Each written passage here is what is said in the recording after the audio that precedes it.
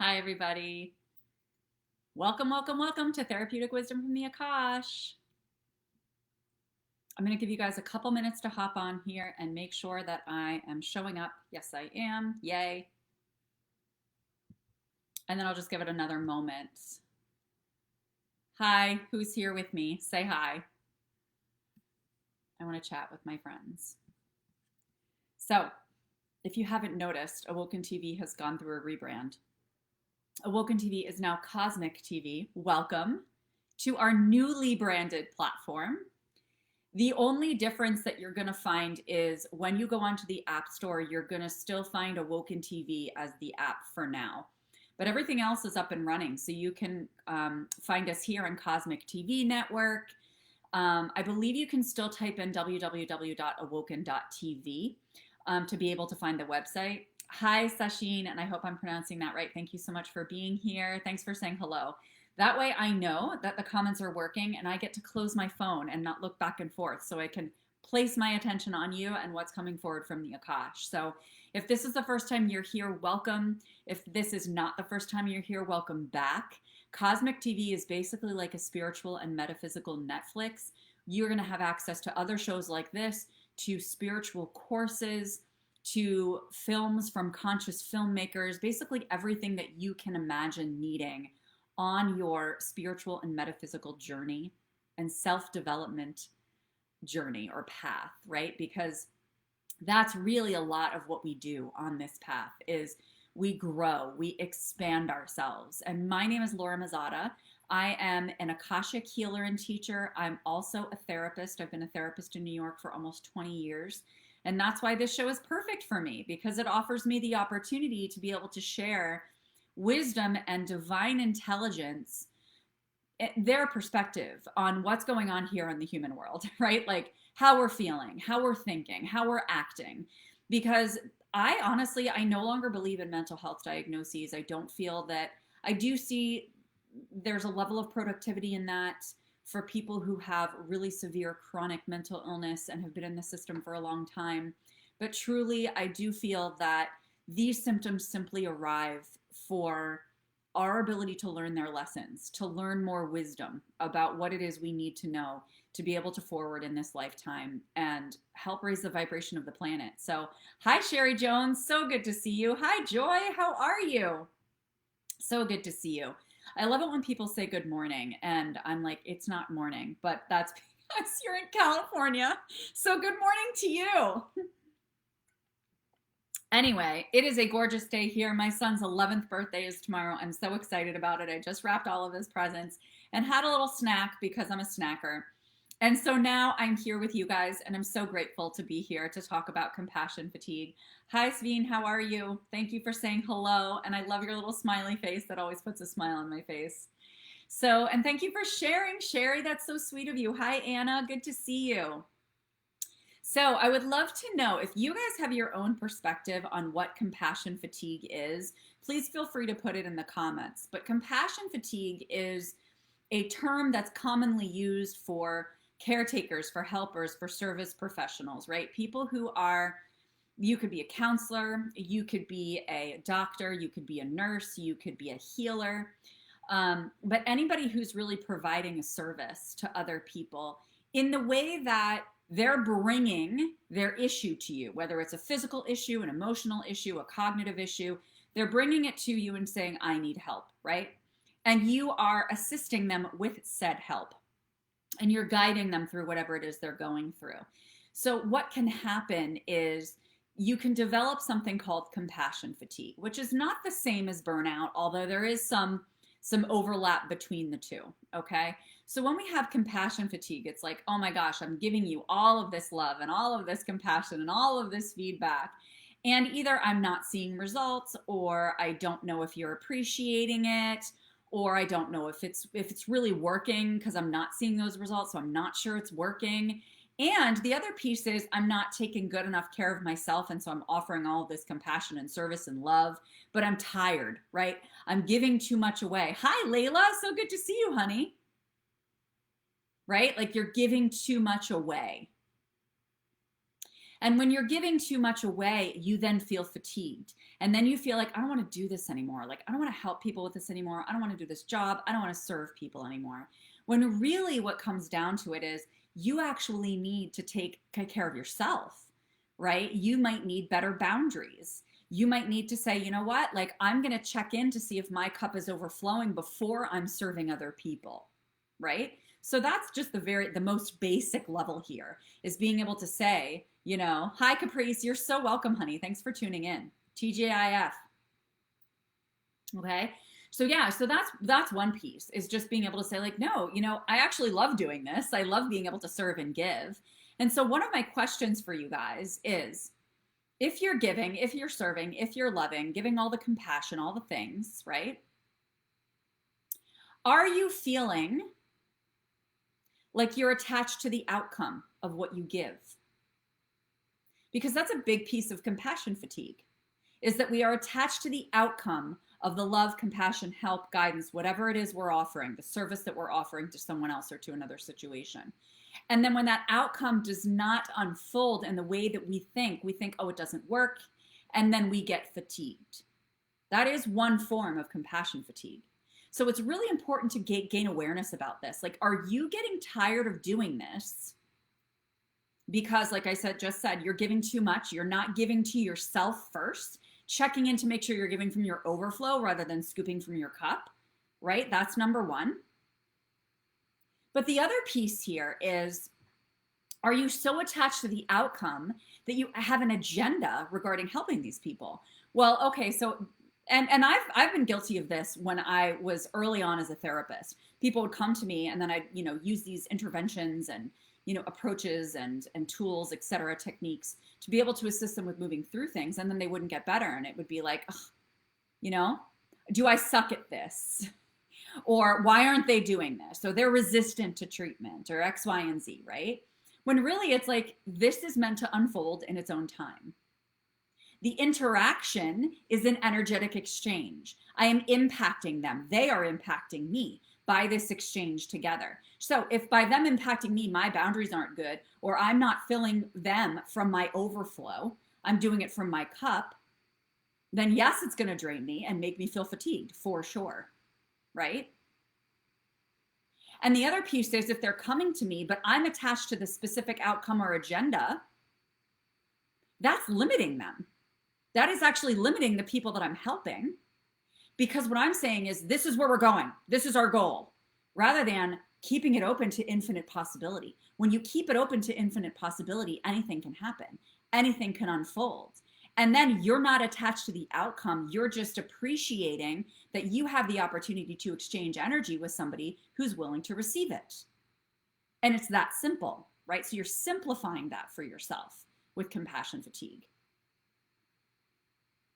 The other piece is like, do you just need a break? I mean, we talked about self-care, right? And like tuning into yourself and making sure that you're in overflow rather than people scooping from your cup. But it's also like, do you just need a break?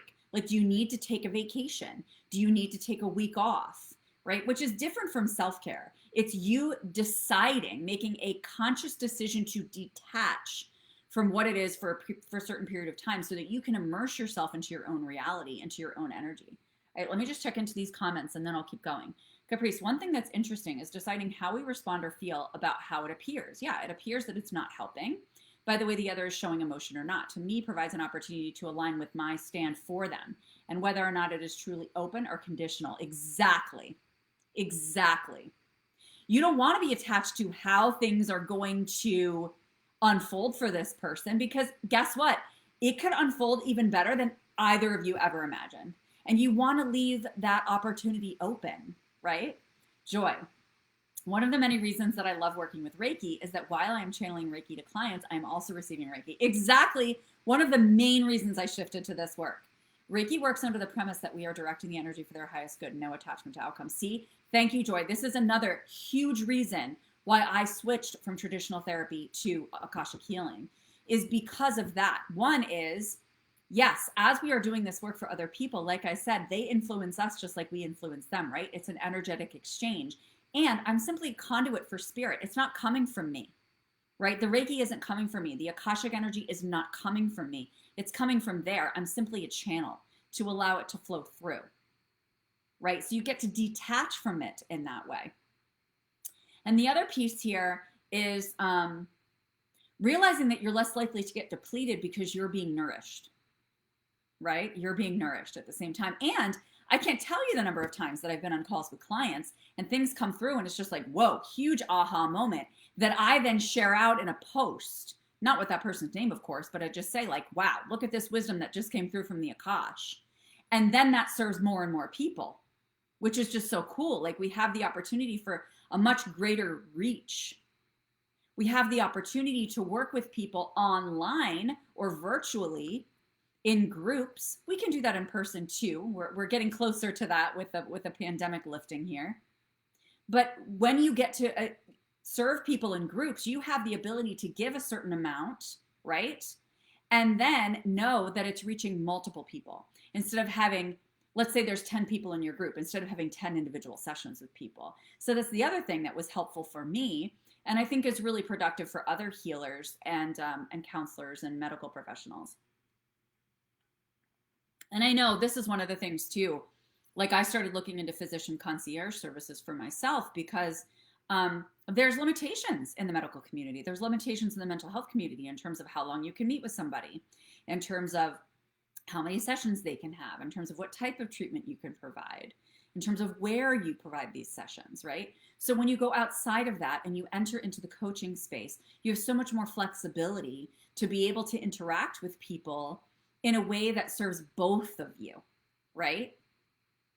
It's literally impossible for whatever practitioner, counselor, medical provider, service-based professional is giving you service. It's literally impossible for them to not be getting something out of it, right? Why else would they sign up for this profession, right? Because it fuels them in some way. It provides them with pride. It provides them with energy. It provides them with excitement. They know they're living their purpose, okay? So it's also really important to be able to identify when you're realizing you have compassion fatigue. Are these clients that I'm guiding, or are these people that I'm engaging with really truly aligned with my soul's purpose, right? Because if it's not in alignment, it's going to feel weird, and it's going to drain you more, and you're not going to feel, honestly, this is the difference that I want to point out. There's a difference between, oh, okay, so I'm meeting with these people and I'm like, okay, this is good. And then I'm meeting with these people over here, doing this over here, and I feel like, oh my gosh, I feel amazing. I feel like a powerhouse. I feel like I'm changing the world, right? There's a huge difference between the two. It's not like this is wrong, and it's not like it's not enjoyable, right? It might be good. You might be like, yeah, I kick ass at that. Like, I'm pretty good at that. Or I love the results I'm seeing. This is great. But then you have this, which is like mind-blowingly phenomenal. And that was the difference I didn't see or understand before I started this path. Because for me, it was like, yeah, this is good. I like this. This is good. But then there was like, holy crap, talk about mind-blowing aha moments every single time we meet. Efficient, effective, right to the root, kick it in a few sessions, right? So it's also identifying with your alignment. Not only with the clients, but with the work that you're doing, and identifying with the alignment in terms of how much does this light me up? Is this like a, yeah, this is good? Or is this like a, woo, baby, phenomenal? That's the one that I really want you to go with. The, ooh, baby, this is phenomenal. Okay, so try to find that difference between the two when you're considering compassion fatigue. The other piece that is really, really important to bring up around compassion fatigue that I have recently experienced, and I know a number of other people in my community have been experiencing, especially with this Mercury retrograde and eclipse season, is compassion fatigue for yourself, right? Just, you know, we hear all these things about parenting ourselves, about reparenting ourselves, because whatever it is that we might not have received when we were younger, or that we interpreted as not receiving, or experiences that we've gone through, have left us with certain levels of wounds internally, whether it's PTSD or inner child work or what have you, right? And so we are then in a position to reparent ourselves, to bring these tools and patience and compassion and love to ourselves as we heal, as we explore this next level version of ourselves. Okay? Just like a parent is parenting a child, they're going to get frustrated. They're going to get tired. They're going to be like, oh my gosh, will you stop asking me for a snack? Or whatever it is the child's bugging you about, right? And you get tired. It's very normal. And that's one of the things I wanted to share is how normal it is to feel fatigued in taking care of ourselves. I went through this, I think it was a couple days ago, yesterday as well, leaked into yesterday, where I was just like, dude, I am like, I had anesthesia because I got an endoscopy on Wednesday morning, and man, it kicked my butt. And I have autoimmune stuff underlying that I am healing, and it's beautiful. I am recovering every day. But, you know, I've had this flare, right, since the anesthesia. And I just, like, every symptom under the sun was just at its highest level of intensity. And I was just like, I am so done with this. Like, I'm so sick of this. And I was so frustrated. And it was so good because, you know, as we keep going in this lifetime and on this journey, and we learn more and more about ourselves, we learn that I get to turn toward that. I get to have my tantrum. I get to cry. I get to rage. I get to journal. I get to, whatever it is that I need to do to move through it, because I know it's coming up for a reason. I know there's a deeper layer there that needs to be released, that needs to be healed, because I'm ready for the next level, which is great, right? That's a positive thing. So being able to see through the sludge of what I might be in to realize what's on the other side and what this is preparing me for. But when we get to that space of compassion fatigue for ourselves, what do? Right? What do we do at that point? So the first thing we do, one of the things I was trying to do was repeating my affirmations. And not just repeating my affirmations, but really sinking into them, because affirmations are great and they're very helpful for rewiring our minds and our nervous system. But we also need to really sink into how they feel, because it's the vibration that we want our system to have a memory of. Okay, what it feels like to be in deep gratitude for something about ourselves or about ourselves in general. But it wasn't working. It wasn't working for me. I was in too crappy of a spot. I was too pissed off. I was too upset. So what do? The first thing you do is you open yourself and turn things over to the most unconditionally loving being, the only one that does not ever get compassion fatigue. And that's spirit, that's source, that's God, that's the universe, whatever you want to call it. That as we offer it up and say, I can't, like, dude, I just can't, I'm done. Like, I'm sick of taking care of myself. I'm frustrated. And why was I frustrated? I was frustrated because my outcome wasn't coming, right? I was attached to the outcome of that what I was doing was going to lead to X, Y, Z. So for me, it's releasing, it's surrendering that outcome. It's surrendering the attachment. It's saying to source, I'm offering this to you, and I'm allowing you to envelop me in love, because I know I deserve the love. I know I need the love. I know I want the love. But I couldn't muster it enough within myself to give it to myself. So I offered it to source. And when you open yourself to the most infinite frequency of love that exists, I'm telling you, it changes your entire being. It changes your entire frequency. Sometimes people need to go outside and really be out in nature or feel the sunshine in order to be able to really palpably feel into this vibration. But then once you do that, once you surrender, and you can even get The Power of Surrender deck by Judith Orloff. That's one of my favorites. You could pull a card from there if you want. You can pull a card from another deck if you'd like, to offer you some guidance based on what you're going through. Either way, you are surrendering to spirit. You are opening to the frequency of love, because when we do that, we allow ourselves to soften. We allow ourselves to soften, and we're welcoming assistance. We're welcoming help. Because when we get stuck in our minds, we resist that help. Same thing goes for compassion fatigue for taking care of others, right? We get into our minds, we start to have a story around what's going on with this person and why this is showing up and how we're helping and what that means and how it's supposed to result in X, Y, right? Remove the story. Start to understand the purpose for this showing up in their lives. Start to understand the purpose for this showing up for yourself. So it's like, okay, this is frustrating me. Well, it's frustrating you because you're also trying to figure it out in your head. Like you're trying to make sense of it. You're trying to come up with this like logical understanding of what's going on with this person, or this logical understanding of what's going on for yourself, right? And that's not going to get us anywhere. We need and want a deeper understanding of what's coming up. Okay. So it's really important for us to surrender to spirit, to allow that energy. Even if you don't feel anything different or you don't see anything different in the moment, and believe that the energy is moving. And that's the other piece here with the compassion fatigue. This is huge for yourself or for other people. Your level of belief in what it is you're sharing and what it is you're doing and the exchange that's happening between the two of you. Oh, that's a great song. Thank you, Joy. I love you.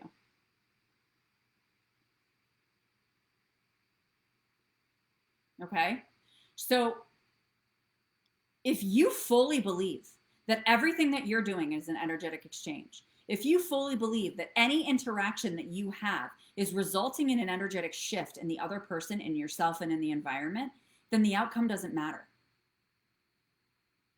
Because you're able to say, wow, like I am so grateful for that energetic exchange. And I know that this will unfold beautifully in this person's life in whatever way it is meant, in the highest good for all. So it's also checking in with yourself. How's your belief in that? Is it real strong, or do you need some work on that? Because you might need some work on the belief piece, because you're not wholeheartedly invested in the fact that this exchange between the two of you is undoubtedly going to create shifts and changes in this person's life. Is it going to happen now, or is it going to happen later? Not for us to decide. Right? So, how many of you have had compassion fatigue towards yourself when you felt like crap, physically, emotionally, cognitively, etc.? And you've just gotten sick of it, sick of repeating your affirmations, sick of eating your healthy food, sick of drinking your water, sick of going out in nature, sick of grounding, sick of using your crystals, sick of using your essential oils, and you're just tired of it. I'm sick of it. You have permission, this is your permission slip, to throw up your hands for 24 hours. Anywhere from 20 minutes to 24 hours. Throw up your hands. I can't deal. I'm sick of it. Have your tantrum. Because that reaction is also coming up for a reason, right? So it's like for me, when I'm taking care of myself, there's that part of me, that inner child part of me that still feels a little bit undeserving, right? That inner child part of me that still feels a little bit like, this level of love and compassion, not sure I'm totally comfortable with that, or I'm not used to it, right? So I'm just going to throw up my hands and be like, I'm sick of it. I'm done. Right? Because that little Laura is still a little bit like, I don't know how comfortable I am with this level of love and attention and holding and compassion. So it's also giving yourself an opportunity to release from your nervous system any of the that you're holding from when you might not have gotten this in the past, right? So that's another tip here that I want you guys to take with you from today, which is, before you repeat your affirmations when you're in this place, allow yourself to soften into source. Allow yourself to open to the frequency of love. This is something we talked about in my membership program yesterday, the Akashic Sangha, which is a monthly membership program. And it was so beautiful to see how this presented in other people's lives, right? And to be able to share with one another how this unfolds and how powerful the frequency of love is when we allow ourselves to feel it. And if you're saying, oh, I've never really felt it that way, or it's not really palpable, you need more time with it. You got to open yourself more to it. You need to surrender more if you're not feeling it. Okay? So I'm here to say that you have permission to feel compassion fatigue. It's very normal. And it's part of the human condition. But I also wanted to share all these tips and tricks for you to be able to take lessons from it, to be able to learn from it, to be able to move through it with greater ease and grace. Okay? I'm really excited because I've just decided that I am opening up a few slots for custom programs for people. So whatever it is you're needing right now, If you're needing personal assistance, if you're needing professional assistance with your entrepreneurial business, let's chat. Send me a message on Messenger.